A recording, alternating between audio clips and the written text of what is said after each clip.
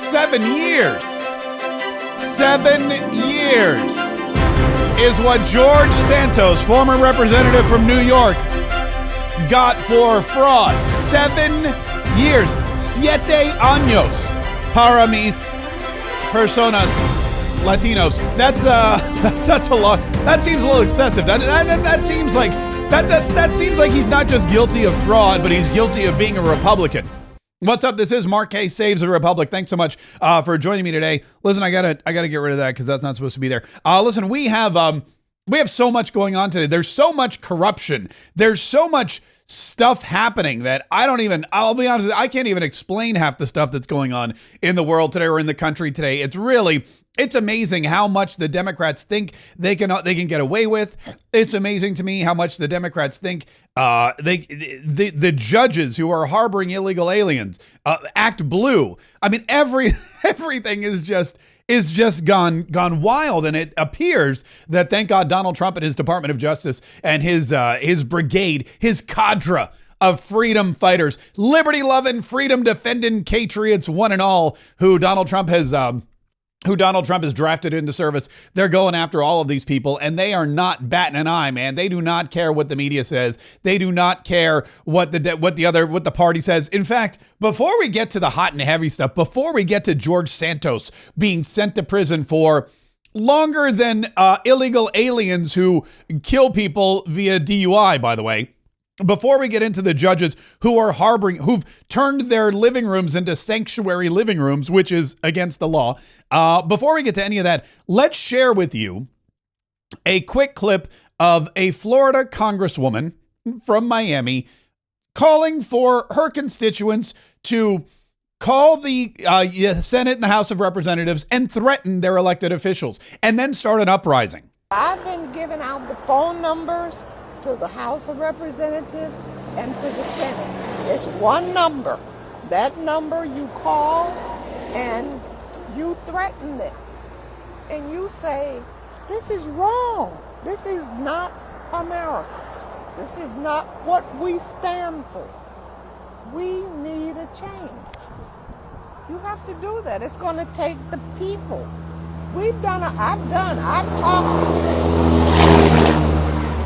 I've talked myself into oblivion. We need the people. We need an uprising where people are taking to the streets and the phones and writing letters. That's what we need. Yeah, take to the streets and the phone. That's Frederica. That's Frederica Wilson. She's a representative and wannabe cowgirl, apparently, from Florida. She's from down in the Miami area. I've been giving out. Look at her, and I don't even know. I don't know if I can zoom in on this or not, but she's wearing a pink cowboy hat and some kind of long pink Dolly Parton looking thing. It's really a unique. Oh, we'll just go with unique. It's a unique look for sure. And this is her. I don't know where she is. She's standing on the side of a road or something. It's like she just pulled her Mercedes-Benz over, hopped out, threw up her portable podium, and started doing a press conference in the middle of the grass. I mean, I'm sure there's some reason for it. I think she was touring an ICE detention facility or something, and she just says, you know what you need to do? You need to call your congressperson and threaten them. Phone numbers to the House of Representatives and to the Senate. It's one number. That number you call and you threaten it. You call and you threaten. That's what she's saying. She's saying, look, this whole thing with President Donald Trump sending these illegal criminal aliens abroad, Donald Trump clearing out our country, getting illegal criminal gang members out of the United States of America and sending them to El Salvador and Venezuela and wherever else he's sending them. That's just wrong. You need to call your elected officials and threaten them. I don't think, why is it the Democrats, why is that their go-to? Their go-to answer is always threaten. And then she does the whole thing about going out in the streets and causing the uprising. That's a Maxine Waters trick. I've talked myself into oblivion. We need the people. We need an uprising where people are taking to the streets and the phones and writing letters. That's what we need. By the way, who writes letters anymore? Take to the streets and the phones and write letters. That's what we need. That's what we need. We need a good old letter writing campaign. That's going to get Donald Trump to stop. Look, district court judges and the Supreme Court have tried to get Donald Trump to stop saving America. He's not going to stop saving America. He's never going to stop saving America. Your letter writing campaign, your angry calls threatening Congress people and senators, that's not going to stop President Donald Trump. And it may just land you in jail. And we know that it may land you in jail because Donald Trump and his band of freedom fighters, like I said before, are on a tear. They're not going to stop. They're arresting judges. They're not just going to let judges get away with it anymore. If you break the law, Tom Homan, Pam Bondi, they want you to know there will be repercussions. The FBI, get this, the FBI arrested a judge named Hannah Duggan. She was arrested. She was taken downtown. She was detained. Here she is leaving the courthouse, I think today, just a few hours ago. Judge, anything to say about this?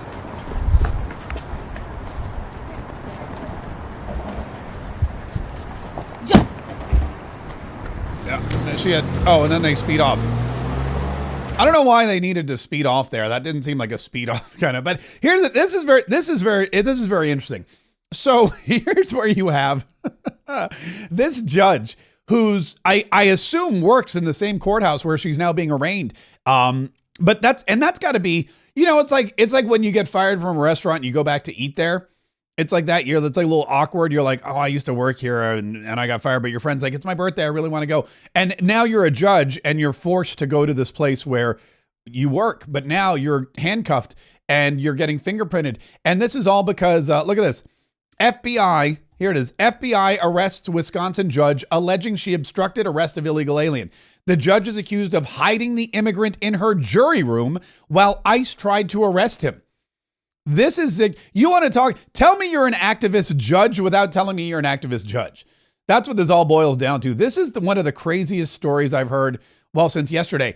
Milwaukee County Circuit Court Judge Hannah Duggan was arrested and charged with obstruction of an official proceeding Friday morning after evidence came to light that she had shielded the migrant from ICE agents.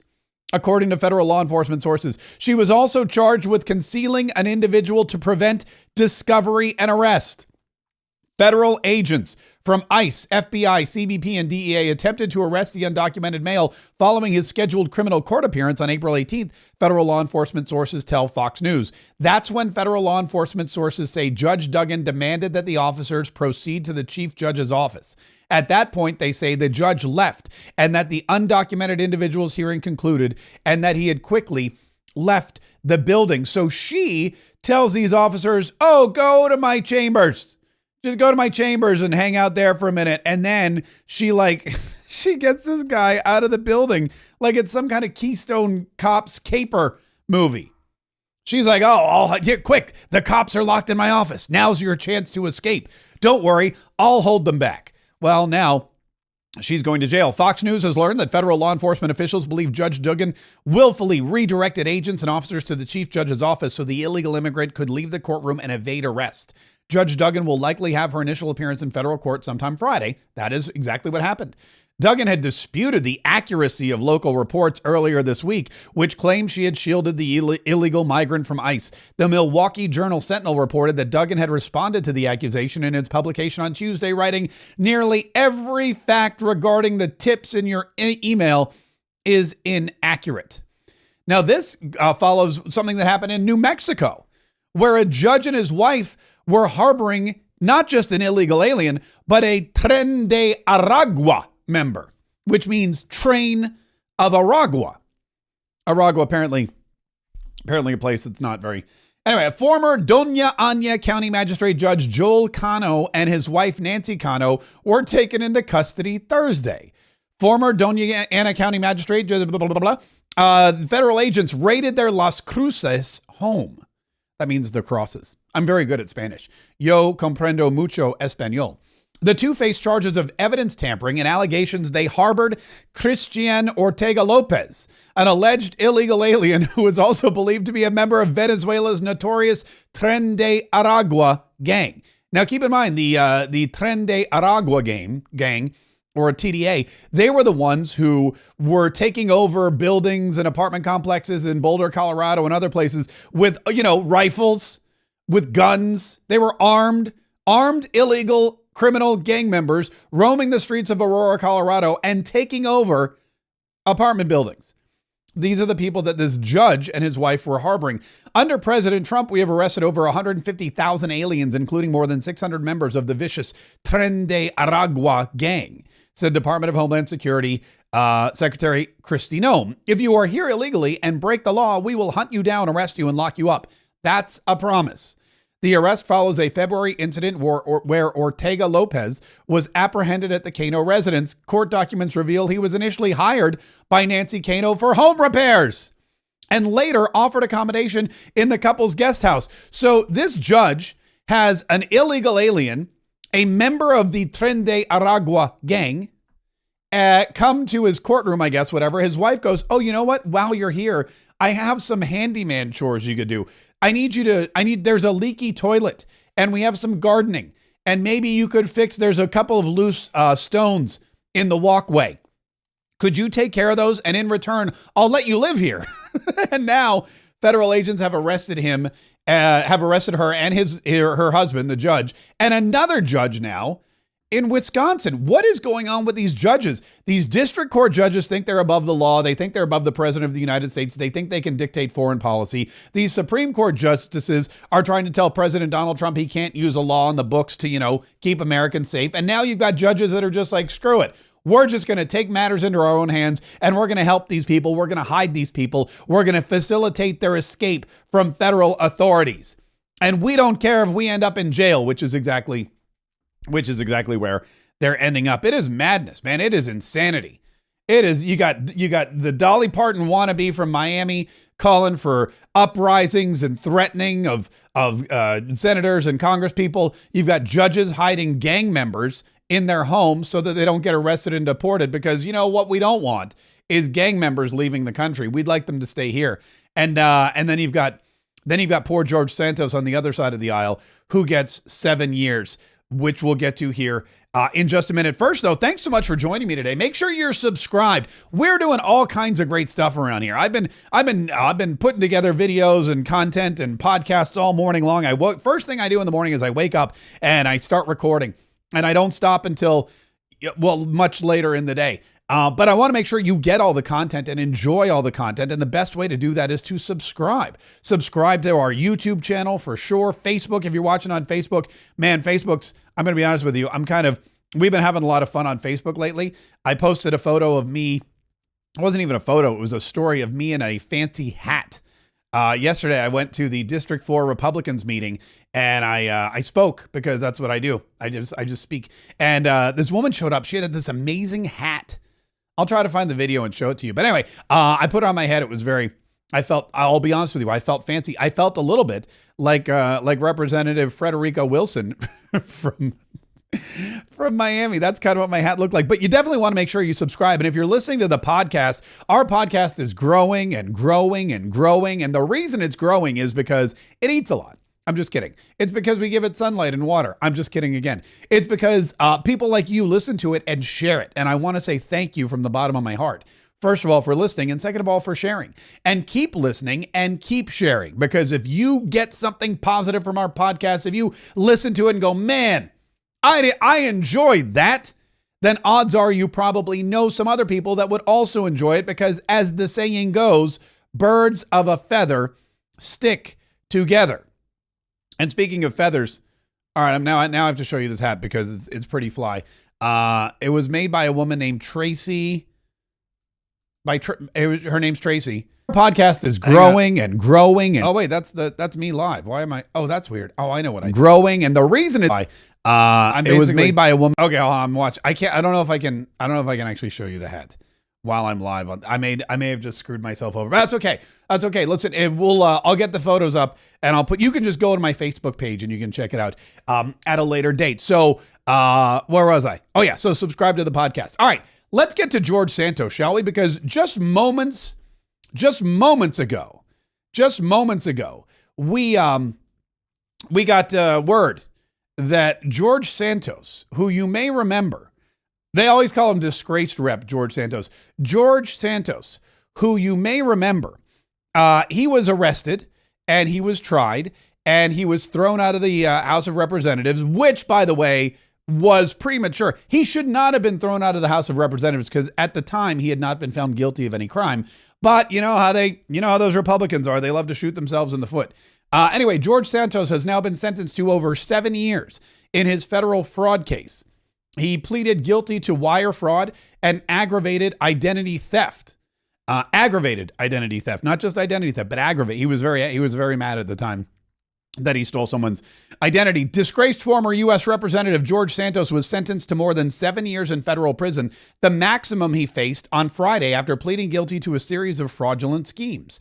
U.S. District Judge Joanna Sabert sentenced him to 87 months in prison, followed by 2 years of supervised release. 87 months. A tearful Santos told the judge he regrets defrauding the voters who supported his 2022 run for Congress before she handed down the sentence.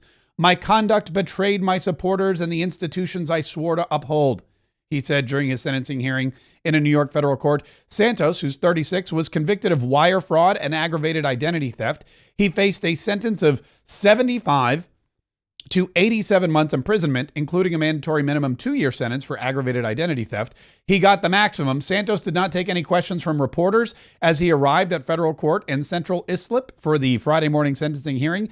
In a court filing ahead of Friday's sentencing hearing on Long Island, federal prosecutors requested the maximum possible sentence, amounting to 7 years and 3 months, calling his conduct a brazen web of deceit that defrauded donors and misled voters. They also argued the former New York congressman's recent social media blitz shows he remains unrepentant for his crimes. In a subsequent filing, in one example, prosecutors pointed to an April 4th post on Santos's X account that stated, "No matter how hard the DOJ comes for me, they are mad because they will never break my spirit." The post was made the same day the DOJ filed its initial sentencing recommendation. I don't know how him saying that they will never break his spirit shows that he's unrepentant. I mean, I feel like, he pled guilty. Anyway, but saying I'm sorry doesn't require me to sit quietly while these prosecutors try to drop an anvil on my head. True remorse isn't mute. It is aware of itself, and it speaks up when the penalty scale jumps into the absurd, Santos's letter said. That was a letter where he accepted all full responsibility that he wrote to the judge. Santos included a selective chart to suggest the government's sentencing recommendation is out of step with other political prosecutions, citing former Illinois Representative Jesse Jackson Jr. being sentenced to 30 months for misusing $750,000 in campaign funds, or ex-New York Rep Michael Grimm being sentenced to 8 months for concealing $900,000 in wages and taxes. Santos had asked for a 2-year prison sentence. He got 7. Prosecutors allege Santos, with the help of his former campaign treasurer Nancy Marks, falsified Federal Election Commission filings, fabricated donor contributions, and inflating in fundraising totals to meet the $250,000 threshold required to join the National Republican Congressional Committee's coveted Young Guns program. Marks pleaded guilty to a federal conspiracy charge in 2023 and is awaiting sentencing in May. This sentencing of George Santos doesn't bode well for his secretary or his treasurer's sentencing. I'm just saying, if he got 7 years, the treasurer is going to get probably at least that. Now, most recently, I saw George Santos on an episode of The Matt Gaetz Show. Our good buddy Matt Gaetz has a show on OANN, and he interviewed George Santos. And I thought I had it here. Hang on one second. Let me find it. Here it is. Listen to this. This is like an 8-minute clip. I'm going to break this up, but this is Matt Gaetz. He gives a really good recap or a really good recount of what George Santos did, what he was up against, what he was facing. And then they get in depth because at this point, look, George Santos knew for a long time he was going to jail. Today's just the day that it happened. And he found out he got not just the 2 years he asked for, but 5 on top of it. Listen to this. By the way, that's some cheesy copyright-free music. I know cheesy copyright-free music because I use a lot of it myself. But anyway, I digress. Here we go. Congressman George Santos is going to prison, possibly tomorrow. He could be remanded following a judicial decision on his sentence.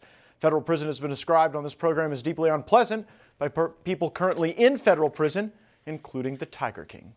Ever been raped? I have not. Have you? Okay, well, I was at a federal holdover center. Guard tried to make me perform oral sex. When it didn't go so good, 8 of them beat me up, stripped me naked, and tied me in a chair, and put me in the shower for so long the skin came off my arms. Okay, now that I should. I was. Oh, that's horrible. That was Matt Gaetz, by the way, playing a clip of his interview with the Tiger King, apparently. So anyway, but here's where he gets in. That was horrible. Well, I was like, I hope I never go to federal prison. Entirety of congressional history, there have only been 3 ways to get expelled after winning an election. 1, being found guilty of a felony. 2, participating in the Civil War on the part of the Confederacy. Or 3, being my next guest, George Santos. George Santos flipped a blue congressional seat red in the 2022 general election, surprising many. He was the first openly gay Republican to be elected to Congress ever. Another piece of history nobody can ever take away from the talented Mr. Santos. As a representative, Santos was a loyal MAGA fighter. He defended President Trump following January 6, 2021, when many Republicans were hiding and afraid.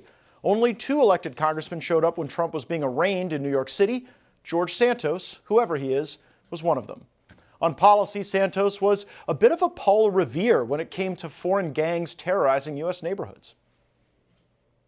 We have an organized crime that's taking car jackings and thefts to a whole new level in my district. The amount of constituents of mine that are plagued by this issue, whether they're coming home from a restaurant and being followed at gunpoint at their driveway, this is a real issue in the 3rd Congressional District, and nobody wants to talk about it. He was sounding the alarm on that before a lot of others really were paying attention. Santos was expelled from Congress prior to any criminal conviction, but those convictions did later come via his guilty plea in federal criminal court. Santos was charged with 9 counts of wire fraud. He pled guilty to 2. He was charged with 2 counts of aggravated identity theft and pled guilty to 1. That guilty plea to aggravated identity theft carries a mandatory minimum 2-year prison sentence. Santos has asked for just those 2 years. Federal prosecutors are seeking a 7-year sentence, noting that the mandatory minimum cannot be served concurrently with punishment for other criminal conduct that Santos has admitted to committing. The sentencing decision by the court is expected tomorrow. Okay, and that being today, where we know now he got the full 7 years. And before we get to the interview with George Santos, which, by the way, is fascinating, what Matt Gaetz says there is true. He's the only representative who was expelled without committing any crime or without having been found guilty of any crime. If you were found guilty of a crime or committed a crime or were charged and, convicted, then you would be expelled from Congress. Again, if you served in the Civil War on the part of the Confederacy, you could also be expelled from Congress after the war was over. But George Santos did neither of those. As far as I know, he didn't serve in the Confederacy, and I'm pretty sure he wasn't convicted of any crime.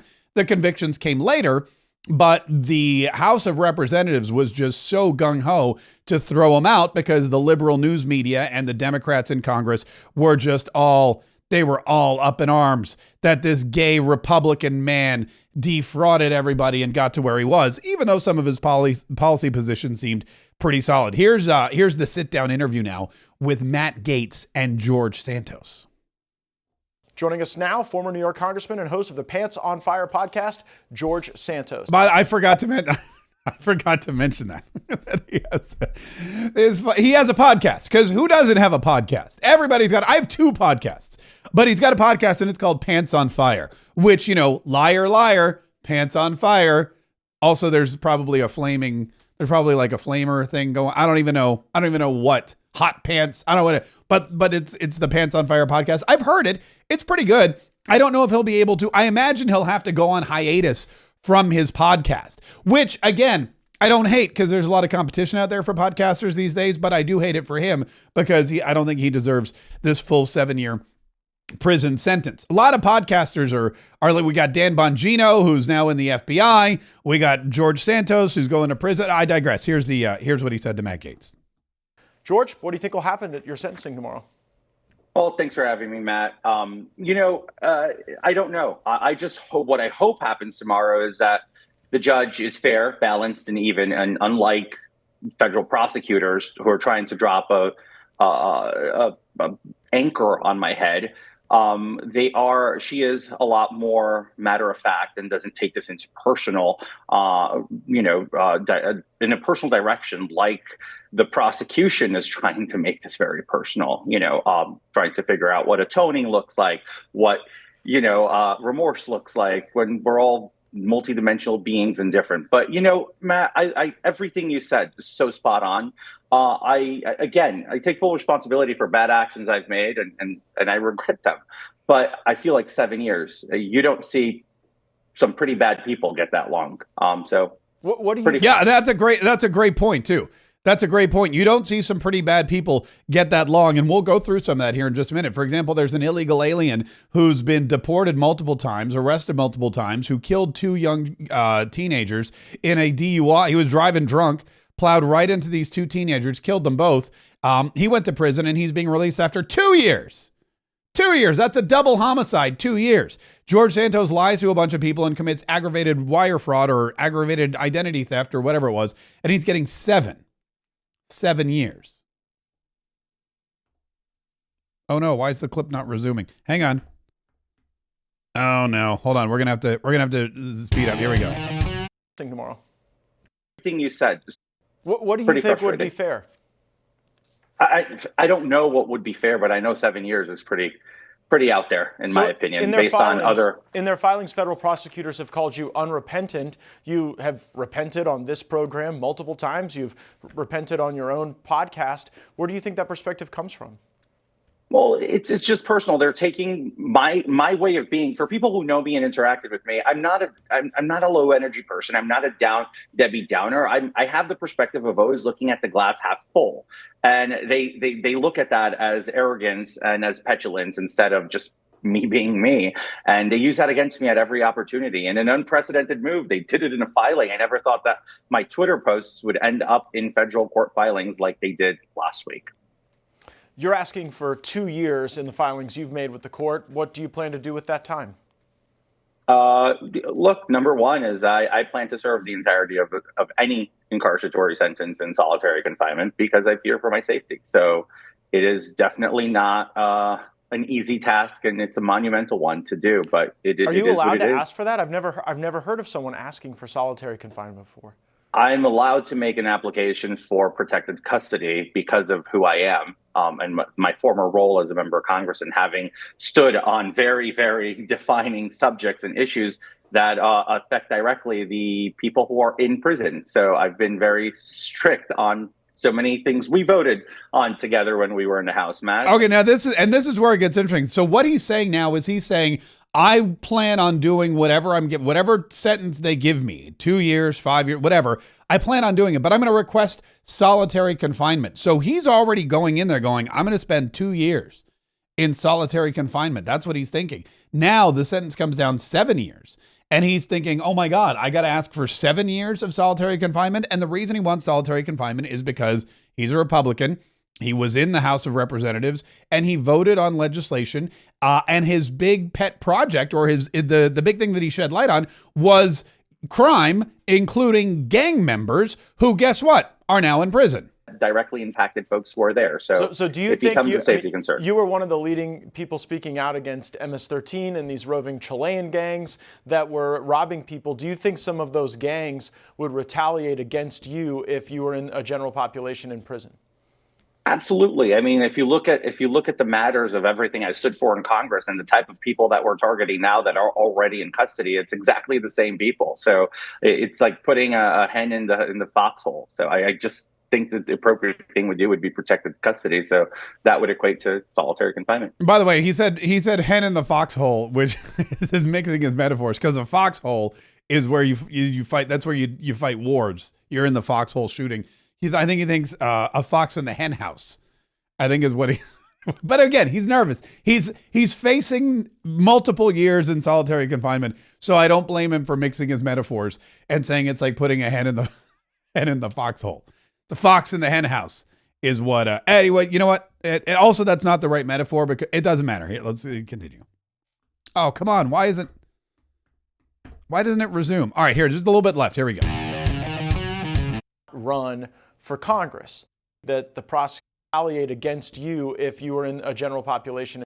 You know, you mentioned that you believe that the prosecutors are taking this personally. And I look at this conduct, and it's hard to imagine any of these charges ever coming had you not run for Congress. Do you believe you would be charged with any crime if you had not run for Congress and been elected? Well, look, there was no crimes to happen if I didn't run for Congress because they all happened during the campaign. And as I've made it publicly and well stated, ambitions can sometimes cloud better judgment. And I was one of those people, weak-minded, and I fully regret all of those actions. But if you look at it, I don't think had I not won, I wouldn't have been indicted. That's just a reality because there's people who commit worse conduct that didn't get elected that aren't being indicted. You know, so there's just so many other factors to point out there of what happens. Merrick Garland was by far the most weaponized attorney general in the history of our country, and he would make Hoover as FBI director blush if we were to compare the two of them. And we all know what went down during those years. So if you really look at Merrick Garland and for the facts of this, I mean, it is what it is. This is Merrick Garland, and it's continuation of Merrick Garland's legacy with the prosecutors that are all holdovers. George, we saw President Trump pardon a local government official in the state of Nevada who was involved with allegations of using campaign money, nonprofit money, the money they shouldn't have been using for personal expenses. Does President Trump showing grace to a former public official who had used money they weren't supposed to use for personal expenses, for personal offenses, does that give you any specific hope? I mean, look, hope. The podcast is growing. Look, I haven't petitioned the president for a pardon. A lot of people keep asking me this. But obviously, if the president were to extend one, I'd be humbly grateful because he'd be taking a major weight off my back. But again, I hope's the last to die. Like I can hope for many things. And I do hope that hopefully he takes a look at me, too. Former Congressman George Santos, many things, but certainly not unrepentant. There you go. So that was Matt Gaetz and George Santos, who apparently, I mean, they've been, and look, Matt Gaetz, the thing about Matt Gaetz is that he really made some interesting acquaintances in the House of Representatives, and he worked with everybody, and he always took the benefit of the doubt. He didn't just go in there and say, oh, these people say that they're doing the right thing, I'm going to believe them. He dug below the surface. And the people that were supposedly bad and evil and horrible, he also dug below the surface. And he was one of the most conservative and one of the most firebrand individuals in Congress and worked alongside AOC, who was about as far left as he was to the right.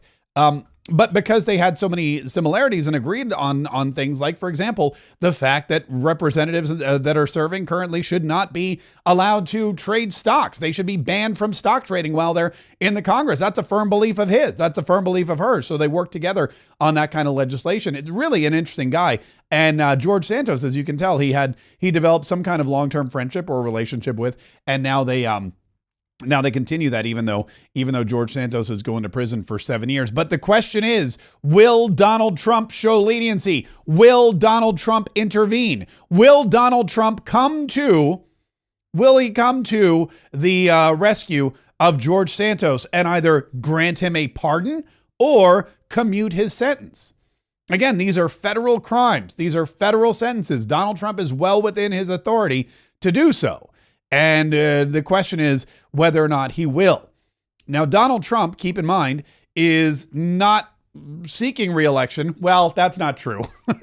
He did start selling Trump 2028 hats. Look, I made a temporary one while I wait for my Trump 2028 hat to arrive. But Donald Trump is okay. He may be running again in 2028. We're still unclear on that.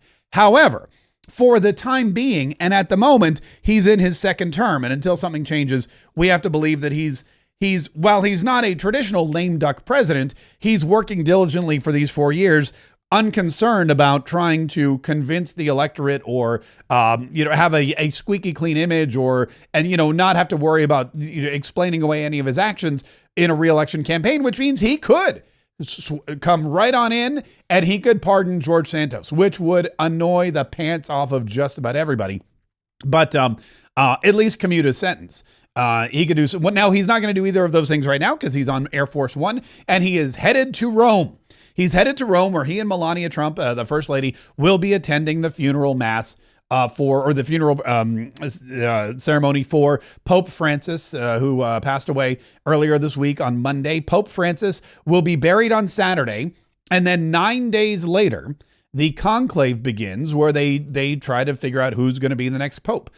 So President Trump is there, but when he comes back, he could 100% go in and sign a pardon for George Santos or commute a sentence. And in fact, what he said was correct. Here's a story from, I guess, what is it, Newsweek. DOJ steps in as illegal migrant who killed teen couple set for early release. This is happening in California. The U.S. Department of Justice said Wednesday it would file a felony immigration charge against an illegal immigrant convicted of killing 2 California teens in a horrific DUI and is now reportedly set to be released from prison early.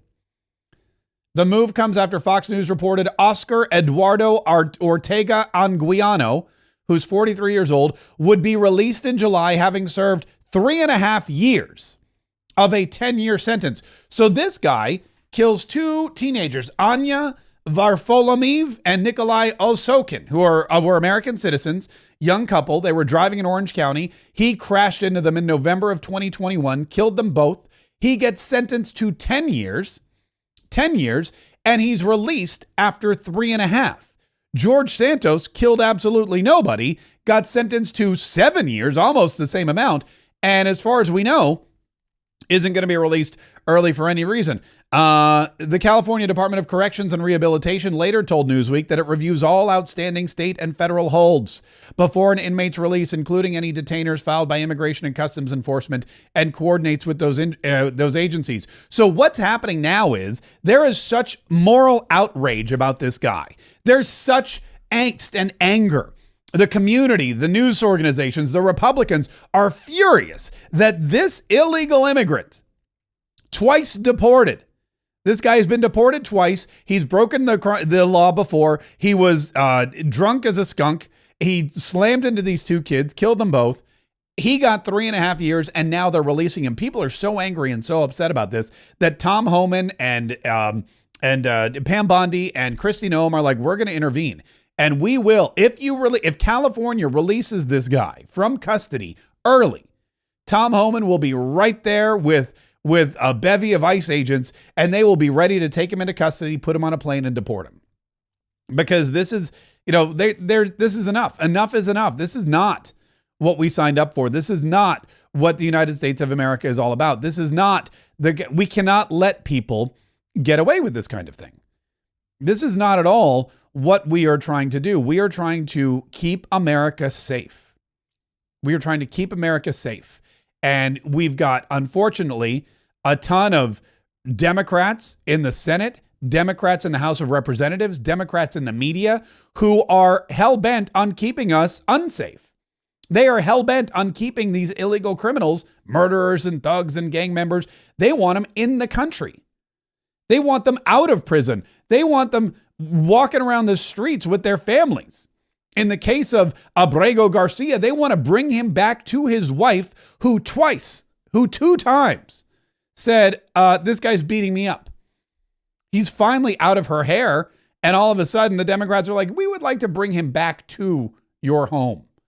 This woman went to a court and said, he's beating me up. Please keep him away from me. I need protective custody. Not once, but twice. And not once, but twice, the Democrats have gone to El Salvador now to try to get him released and bring him back to this woman who clearly is in fear for her life whenever he's around. It's the most ridiculous thing ever. And it continues. And Stephen, look, I played you the clip. Stephen Miller he's about to lose his mind about it. All the Democrats are about to lose their mind about it. But it is something that continues. And hold on, I gotta get back to where we are here. It's something that continues, and it's something that is really inexplicable when you're a Democrat, especially when you look at all of the good that's come from it. When you look at all of the people that have been affected negatively, I mean, it seems like, hey, if there's illegals here, number one, they shouldn't be here because they're illegal. If they're committing crimes, okay, they should be in prison, probably back in their home countries because they're criminals. And if they're killing and maiming and terrorizing Americans, I mean, you swore an oath to protect the United States of America from all enemies, foreign and domestic. I'm pretty sure that's in the oath. Hang on one second. Let me get the Congressional Oath of Office text. I'm pretty sure I've been looking at this. Okay, here it is. Here's the oath of office. Where is it? Blah, blah, blah, blah. All right, here we go. I state your name. Do solemnly swear that I will support and defend the Constitution of the United States against all enemies, foreign and domestic. That I will bear true faith and allegiance to the same, that I take this obligation freely without any mental reservation or purpose of evasion, and that I will well and faithfully discharge the duties of the office on which I'm about to enter. So help me God. So it's right there in the first part. I will defend the Constitution of the United States against all enemies, foreign and domestic. You know what it is? Maybe it's because they say, well, Abrego Garcia is not, he's not attacking the Constitution. Oh, yeah? Oh, yeah, you're sure about that? The Constitution, they should put in there, protect Americans against all enemies, foreign and domestic, because that would really bowl some people over. There's another, hold on, I gotta go back to today. I have the wrong folder. Is it the 25th today? I believe it is. Wait a minute. Oh, what did I do? Oh no, that's what I did. I see what I did. Anyway, so here we go. There is another, hold on. Hold on. I'm having a little technical hiccup. We'll get to it here, in just a minute. Oh yeah. So anyway, so Donald Trump is getting stymied left, right, and center by these judges, and everybody's trying to usurp his authority, overtake him, prove that they are the BMOC. The Supreme Court is telling him he's got to facilitate the return of Abrego Garcia, whatever that means. District court judges are demanding that planes full of immigrants turn around and come back. And when they don't, they're demanding that Donald Trump's administrative officials come and explain themselves. You've got other judges now, as we've seen, hiding illegal immigrants in their homes and their offices, trying to play, hide and go seek with gang members and ICE agents. It's really, really bizarre. And Scott Jennings on CNN actually kind of turned the table on the Democrats and used one of their favorite phrases against them when he said, guys, we're in a constitutional crisis. And the courts. Is that a mistake? Well, first of all, the president has said he will follow the Supreme Court's decisions. He's always said that about all of these cases. They may have some differences of opinion about the rendering of certain decisions and how to handle and implement certain decisions, but the president has always said he's going to follow the decisions. Now, I do think that these individual district court judges that are being selectively shopped by people who oppose the president, trying to issue nationwide injunctions and stop the president from governing, I think that's a real problem. I mean, it's a constitutional crisis, in my opinion, for these individual district court judges to try to tie up Donald Trump. I mean, it's obvious what they're trying to do, which is to run out the clock until he's no longer in office. It's sort of what the Democrats did the first time around. They don't want him to be able to govern. Now, the Supreme Court, as you pointed out in the polling, people have a lot of respect for it, and so does President Trump. So I really do think that if he's allowed to govern, if he's allowed to do the things that he ran on, if he's allowed to continue to, deport illegal aliens, if he's allowed to continue to do the things he told the American people he was going to do,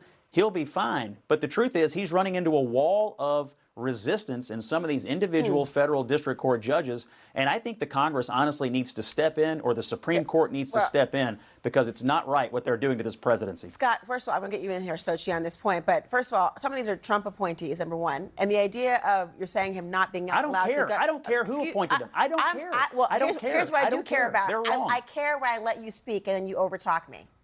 So here's the point that I was making. Some are appointed by Trump. And number two, the idea of not having them be able to govern when they're actually talking about assessing the injunctive relief. Sochi, these are sometimes temporary measures to then fully. They're not supposed to. They're not supposed to govern. They're judges. They're supposed to make judgment on the people who govern. And what they're doing is they're they're trying to overturn Donald Trump's federal authority when that's not in their own jurisdiction. And the House of Representatives, unfortunately, which is still on break and has not been called back, has done very little to help. The Supreme Court is doing very little to help. There needs to be some kind of check and balance put on the judicial branch. And that's what people always say, these are the checks and balances. The United States of America has checks and balances. The president isn't allowed to just go around and do whatever he wants to do. No, he's not. But neither are the judges. Neither is the judicial system. There are checks placed on the judiciary as well through the House of Representatives, through the Senate, through the Supreme Court. But those aren't happening right now. The checks and balances are only going one way. They're checking the president. They're trying to balance the president. They're imbalancing the president because they're usurping their authority. And ain't nobody looking at these judges saying, you guys are gone rogue. You guys need to rein it in. We're going to do some things here. The House of Representatives has been gone for 2 weeks. And before that, they were arguing for a week over whether or not new moms should be able to vote by proxy. House of Representatives, it's a real issue. I get more and more angry every single day. In fact, last night I told you I was talking to the District 4 Republicans in St. Johns County. We had a great conversation, and there's a couple of issues we have with the House of Representatives. Number one, I think there's just too damn many of them. But there's too many Democrats. There's too few Republicans. There's that slim majority, right? The slim majority, which gives Republicans, individual Republicans, way too much power. One or two individual Republicans can stymie the whole thing. They can throw a wrench in the system. They can shut down any and all of Donald Trump's initiatives. They can stop something from getting passed if they hold the line. And that's just way too much power and way too few people. Because again, if you look at it, the House of Representatives is made up by 435 people who were elected by a small group of people. I mean, if you think, I don't even know. I mean, look, okay, let's take a look at who's the most powerful person in the House of Representatives. Supposedly, it's the Speaker of the House. Many people would say it's AOC. But Mike Johnson, okay, let's take a look at Mike Johnson. He's from Louisiana, all right? Mike Johnson's from Louisiana. He's a representative from, the 8th District. And in his last election, in 2025, where is it? I got, let's see, 2026. In 2024, pardon me. In 2024, Mike Johnson won the primary because there was no Democrat. He's from a very red district, apparently. He won the primary, 262,000 votes. 262,000 votes. So 262,000 people who live in Louisiana basically chose the Speaker of the House. If they voted him out, he wouldn't be Speaker anymore. But 262,821 people in Louisiana, not just a little over 250,000 people from one of 50 states. We have 330 million people in this country, and 262,000 of them chose the Speaker of the House. That's how these things happen. Nancy Pelosi, same thing. She used to get like 1 million votes in her district. 1 million people from California kept Nancy Pelosi in power, and look at all the damage she did. It's wild when you think about it. But at the end of the day, the House of Representatives, there's a lot of people in the House of Representatives who don't represent people. You know, I always say this, being a congressman, a senator, your job is you're chosen by the people in your state and your district to go to Washington, D.C., and you're supposed to protect your voters and your constituents from the federal government. But really what happens is a lot of those House of Representatives members and senators, they protect the federal government from their constituents. The job is to keep the federal government small, keep it focused, keep it poor. You want to give it just as much money as possible. You want to make sure that the people keep all the money that they need. You want to make sure that the government, because the federal government was created by the states for two reasons. Number one, it was created for national defense. There's a bunch of states, 13 states. They're like, look, we should just have a small federal government. We come together and they're in charge of national defense. And also they had some interstate commerce issues. They had some disputes over interstate commerce. So they said, we'll create a federal government. It'll be created by the states, by the people. It will keep all of us safe, and it will keep us from killing each other over interstate commerce. Sound good? Great. Now look at it. Now you've got Department of of Education, you've got the FBI, the CIA, you've got the FDA, you've got the IRS, you've got it's grown and grown and grown because the representatives did not protect the people from the government. They protected the government from the people. Meanwhile, we're all back here screaming, no, doge the government, make it smaller, down, a fair tax, whatever it is. We want smaller government. We want to keep our tax dollars. We want the government to protect us. And basically that's it. Let the states do everything else. But that's kind of one of the problems that we have. And the problem is you have Democrats and Republicans who are drunk on power and excited to go to Congress and trade stocks and do whatever it is that they can do to better themselves instead of bettering the people that they serve. And that's a problem. And that's why everybody always complains about Congress and why we have there's very little to get excited about. And there's so much corruption. Speaking of corruption, President Donald Trump is investigating Act Blue. Act Blue, if you're not familiar with it, is one of the methods by which Democrats raise money. It's an organization that raises a ton of cash for Democrats. They do all kinds of electioneering for Democrats. And Act Blue is now under investigation for, taking money from places they shouldn't be taking money. The Washington Post reporting Trump and GOP ramp up investigations on Democrats' top fundraising platform. The president's directive to investigate fundraising apparatuses like Act Blue shows an erosion of the traditional separation between the White House and the Justice Department. President Donald Trump has directed his attorney general to investigate fundraising platforms such as Act Blue, the central fundraising apparatus of the Democrat Party.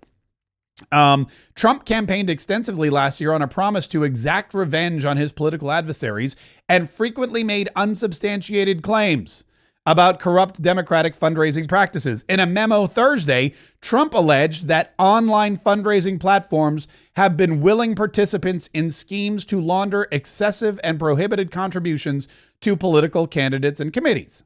He ordered Attorney General Pam Bondi to investigate allegations, quote, regarding the unlawful use of online fundraising platforms to make straw or dummy contributions or foreign contributions to political candidates and committees. Now, foreign money should never be. It's actually against the law for foreign money to be in any political campaign. But guess what?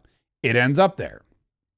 GOP-led congressional committees have investigated similar complaints against Act Blue, alleging those practices over the past few years, but the claims have not been substantiated. Trump noted those probes when he singled out Act Blue in Thursday's memo. Act Blue called the administration's claims baseless. This month, President Trump signed a presidential memorandum directing the attorney general to investigate two officials who challenged him during his first administration.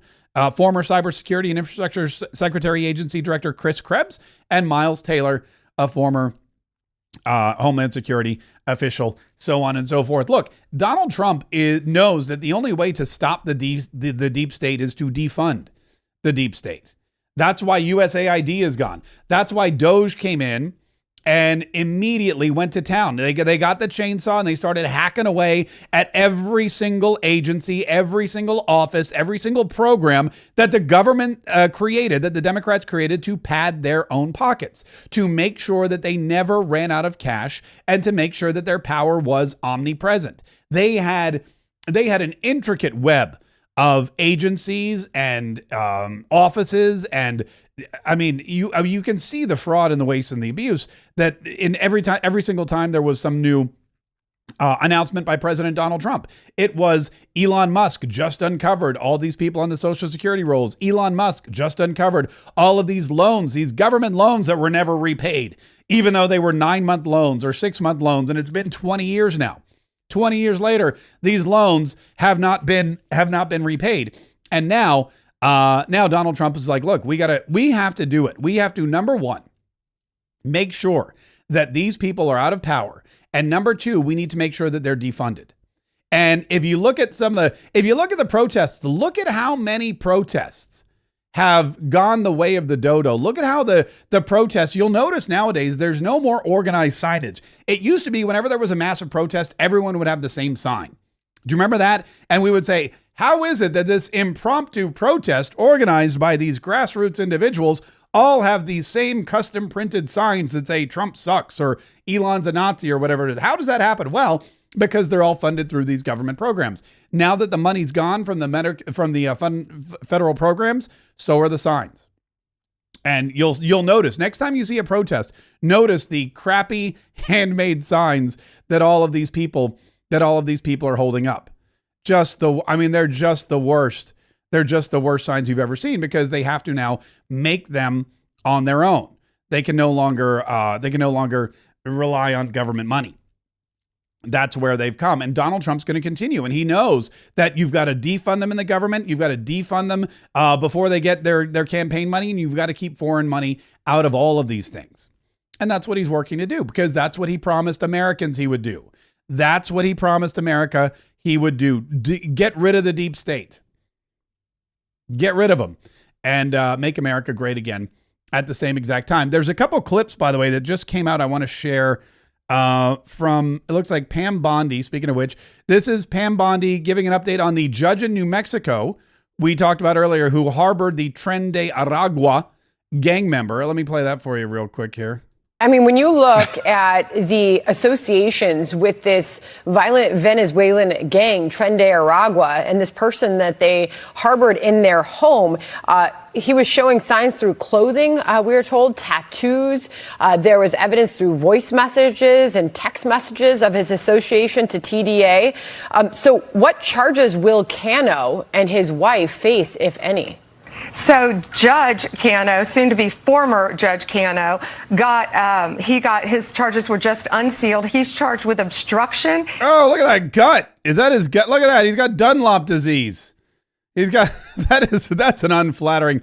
I mean, you're a judge. Buy a shirt that fits. What are you doing? He is charged. He admitted post Miranda. Oh my God. This is what happens when you're used to wearing a robe, right? I don't know if you guys could even see this, but can you see his gut hanging out over his belly there? It's like that when you wear a robe at work, this is what you don't notice. But when the cops come to your house, it's like, oh no, that's way too much flesh. He took one of the TDA members' cell phones himself, took it, beat it with a hammer, destroyed it, and then walked the pieces to a city dumpster to dispose of it to protect him. The wife also is charged with destroying evidence. Sandra, not only that, this TDA... I imagine this photo, it looks like, of this Judge Cano. I assume this is his family photo. So if you're looking at this here, let me bring it down a little bit. If you're looking at this photo, here's what we got. We got Tren de Aragua member on the left, Judge Dunlop disease Cano with his apron on, two what appears to be children in the home, and then I guess this is his wife who was also arrested, or maybe it's not his wife, who knows.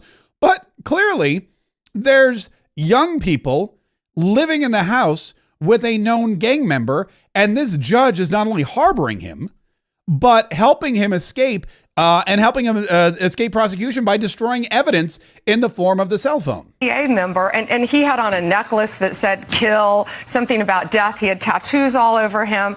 He also had on his cell phone pictures of two decapitated victims, decapitated, gruesome photos. And he was sending them out, and whoever he was sending them to was sending back saying, hey, you need to be careful. You shouldn't be sending these. You shouldn't be texting these photos out. Not only that, these two... By the way, I like that his friend was like, hey, not you shouldn't be decapitating people. It's, hey, you shouldn't be sending out photos. You shouldn't be sending out these photos. Not you shouldn't be decapitating people and taking photos of them. I guess this is the wife getting arrested here. The judge and his wife gave him assault rifles that belonged to their daughter. That's what they're charged with. In the criminal report affidavit, he goes to a shooting range with these assault rifles, with a suppressor, with other known TDA members, and they're shooting. This is the last person that we want in our country, nor will we ever tolerate a judge or anyone else harboring them. This is crazy. I mean, what? Again, you can't even. There's really no excuse for this. It's almost like you're begging for these people to continue murdering. You're giving them weapons. You're sending them to the gun range with your guns, and you're doing it and they have other Tren de Aragua members there. Here's more with Pam Bondi. When you see these judges trying to obstruct your efforts to make this country safer. What is your message to them? We are going to prosecute you, and we are prosecuting you. I found out about this the day it happened. We could not believe, actually, that a judge really did that. We looked into the facts in great depth. That's her picture up on the screen, Hannah Dugan, who is now in custody. You cannot obstruct a criminal case, and really, shame on her. It was a domestic violence case of all cases, and she's protecting a criminal defendant over victims of crime. That is really, I mean, it really all has to come down to, it all has to come down. Oh, here's her explaining the entire story. It all has to come down to, of course, Trump derangement syndrome, TDR, because TDS, pardon me, because, I mean, what would be the excuse for a judge who supposedly knows the law to just blatantly break the law the way that they're doing? And to set the stage for you and Sandra, this was truly horrific. This guy was in court being prosecuted by a state prosecutor for domestic violence battery. He had beat. Oh, what happened? For you and Sandra, this was truly horrific. This guy was in court being prosecuted by a state prosecutor for domestic violence battery. He had beat up two people, a guy and a girl, beat the guy, hit the guy 30 times, knocked him to the ground, choked him, beat up a woman so badly they both had to go to the hospital. And John, you know, it's so rare for victims to want to cooperate. They wanted to cooperate. They were sitting in the courtroom with the state prosecutor. The judge learns that ICE was outside to get the guy because he had been deported in 2013, came back in our country, commits these crimes, charged with committing these crimes, victims in court. Judge finds out. She goes out in the hallway, screams at the immigration officers. She's furious, visibly shaken, upset, sends them off to talk to the chief judge. She comes back in the courtroom. You're not going to believe this. Takes the defendant and the defense attorney back in her chambers, takes them out a private exit and tells them to leave. While a state prosecutor and victims of domestic violence are sitting in the courtroom. That is just, I mean, it's just crazy. It's just really wild. It's just really wild how these people think they're going to get away with all this stuff. Oh, here's President. here's behind the scenes with Donald. Donald Trump's going to be on Time Magazine's cover again. I can't play that because there's music in the background. And yeah, wow. This is just, anyway, it's just, and it goes on and on and on. It never stops with these people. The more Donald Trump does to help this country, the more they want to hurt it. The more Donald Trump, and it, you know, it's not even that they're activists anymore. Now they've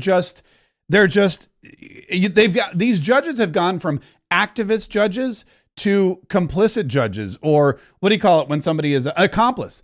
They were activist judges. Now they're accomplice judges. They're driving the getaway car for these people. They're distracting the police and helping them duck out the back way. They're smashing their cell phones that have photos on them of decapitated bodies. They're giving them guns and sending them to the gun range so they can keep their skills sharp. What is happening? This is just really, it really is weird. And there needs to be an audit taken of the entire judicial system. Every single judge has to now be accounted for. And I imagine it's something that Donald Trump will be doing. I imagine it's something that his administration's working on, but it is crazy what this world has come to and what these people are doing, all because they hate Donald Trump. If it were anybody else, if it were any Democrat, if it were Barack Obama or Joe Biden who said, hey, you know what, we should probably deport these criminal alien thug murderers, they'd probably be like, all right, I get it. I understand your point of view. But because it's Donald Trump, even though it's a good thing, it's what Joe Biden did. The only reason we're in this mess is because Joe Biden got back to office and said, I want to undo everything Donald Trump did. And nobody in his administration said, well, you know what, sir? They actually did. President Donald Trump did some good stuff. Joe Biden was like, I don't care. Got to undo it all. Promised everybody I'd undo it all. We got to undo everything. Just all the executive orders he had, we'll just bring them all, just undo them. And they go, well, what about stay in Mexico, sir? We're going to undo that one. Remain in Mexico? That's a pretty good one. No. Just forget it. Stop construction on the wall. Sell all that steel off for pennies on the dollar. We're going to start over. We're going to let everybody into the country. That's the way it's going to be. Now we're in this particular mess, and these judges look like idiots because they're doing the exact same thing. Donald Trump says, get the illegal criminals out of the country, and they go, no, that's bad. Nobody thinks it's bad. They just don't like Donald Trump so much that they are willing to put their families and their careers and their constituents and their lives at risk just to help out the people that he's trying to deport from the United States of America. It's really weird. Hey, listen, we want to thank our sponsor, by the way. Colonial Metals Group is incredible. They will help you make your savings bulletproof. They understand what's going on with the economy. They understand what's going on with the dollar. They understand our buddy Paul Stone knows all about the de-dollarization. He knows all about inflation. He knows about tariffs, and he knows about the effect on your savings. What he wants you to do is to be financially secure forever. He wants you to protect and grow your retirement savings, and a gold IRA is a great way to protect your retirement savings. He wants to offer a strong defense against de-dollarization and inflation, and also on a limited time offer, he's making a limited time offer on qualifying accounts of up to $7,500 in free bonus silver. And the first step to all of that is just getting the free gold guide. And you can get the free gold guide at freegoldguide.com/K, Kaye, freegoldguide.com/K.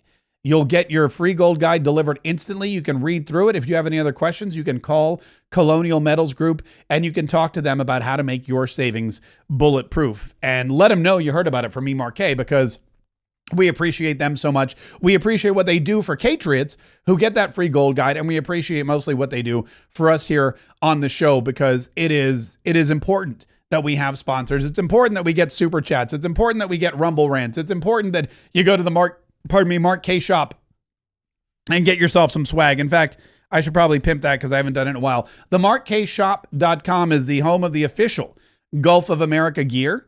Also, we've got amazing Kayetriot gear, Donald Trump's official portrait collection. Somebody in the chat wrote that they broke their mug because it's a ceramic mug. They broke their mug, so they had to get another one. The Brighter Future collection, Kayetriots. If you're like, you know what? I love being a Kayetriot. I wish I had some official Kayetriot gear to wear so that I could let everybody know I'm a Kayetriot and maybe meet up with some other Kayetriots, because this happens. Sometimes what happens is Kayetriots see each other wearing these shirts and they go, "You're a Kayetriot? I'm a Kayetriot." And they go, "No way." And then they go, "Let's go have a beer and listen to Mark Kaye Saves the Republic." So you can get all this stuff at Mark Kaye Shop. If you want official Mark Kaye Saves the Republic merch, it's all right there, Mark Kaye Shop. And again, there's a link to that. There's a link to that in the description of this video, so you can go there and find it easily. In the meantime, thank you so much for listening. I do want to let you know that we have started doing some weekend special podcasts, because the weekends, there a lot of times people say to me, I miss you on the weekends, or I listen to all your podcasts, but then by the time the weekend rolls around, there's nothing new. Or even sometimes people are like, I watch you live, and then afterward, there's nothing. I've even listened to the 47 Daily. And because I listen to the 47 Daily in the morning and your podcast at 1 o'clock, I have nothing to listen to on my way home or in the evening when I'm doing my workout or working in the lawn. So we're going to try to ramp that up. We're going to try to get you even more content. And what that means is on the weekends, I'll be publishing some additional podcasts. There's a lot going on. The Pope's funeral, by the way, is tomorrow at 3 a.m. 3 a.m. our time. It's like 10 in the morning in Italy. But Donald Trump will be there. A lot of world leaders will be there. We'll, that's something we can discuss. There's going to be other stuff going on over the weekend. There's going to be more fallout from George Santos. And of course, there's always other stuff we could delve into. So make sure that you're subscribed. Long and the short of it is make sure you're subscribed to this channel. Make sure you're subscribed on Spotify, on iTunes, on YouTube, on Rumble, on Facebook, on X, wherever you happen to be right now. Set the notifications. I want to make sure that you are totally informed at every single moment. I want to make sure that you're entertained and inspired and enlightened. I want to make sure you understand where the threats are coming from and how to beat them back, because it's going to take all of us. We don't ever stop. Like I said, I was speaking yesterday, and Diane, who runs the meeting yesterday, she got up and she said, look, this is, we fought to get Donald Trump into office. We fought to get control of the Senate. We fought to get control of the House of Representatives. But it's not over. We now need to fight to keep all of that, and also keep the right people in all of those positions. So the fight is never ending. It continues every single day, and every single day, you, me, and all the other Kayetriots all over the fruited plain will have to do whatever it takes to save the Republic.